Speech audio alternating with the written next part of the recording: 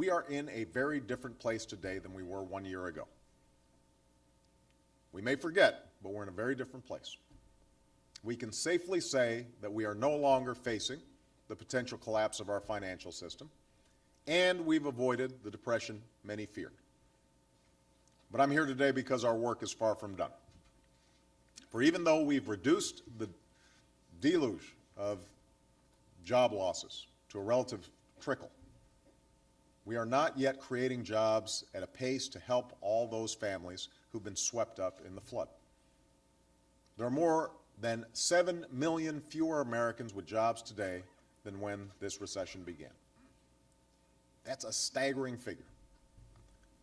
And that's why it's so important that we help small businesses struggling to stay open or struggling to open in the first place during these difficult times. Building on the tax cuts in the Recovery Act, we're proposing a complete elimination of capital gains taxes on small business investment, along with an extension of write-offs to encourage small businesses to expand in the coming year.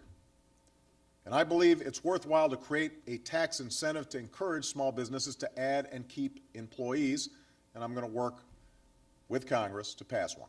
And I'm asking my Treasury Secretary to continue mobilizing the remaining TARP funds to facilitate lending to small businesses.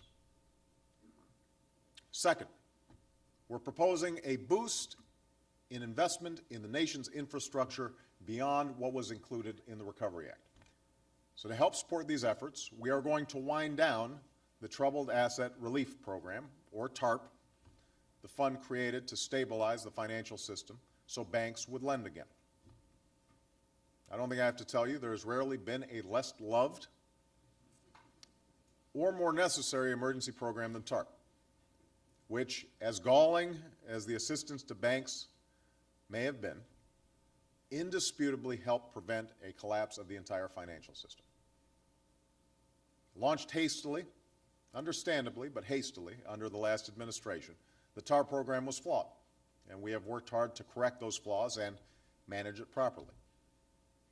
Even as we have had to spend our way out of this recession in the near term, we've begun to make the hard choices necessary to get our country on a more stable fiscal footing in the long run.